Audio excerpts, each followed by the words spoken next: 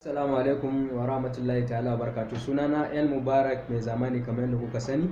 Zan yi amfani da wannan dama domin mika sakon gaisuwa ga dukkanin masoyana na duniya wanda suke kulawa suke min addu'a. Gaskiya na ji daɗi sosai da sosai, don Allah ƙara min addu'a. So zan muku albishir da cewa nan da ba da jimawa ba zan rubuta ina kan rubuta waƙoƙina.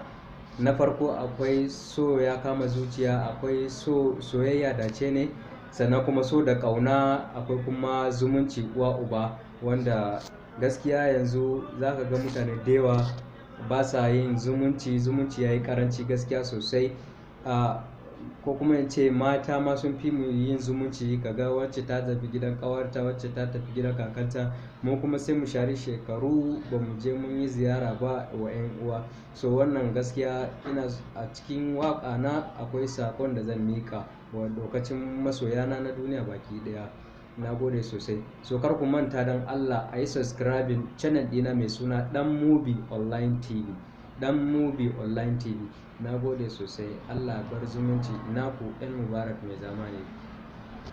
Waƙoƙina suna kan zuwa insha Allahu domin ban gama rubuta su ba. Na gode sosai. Allah bar zumunci.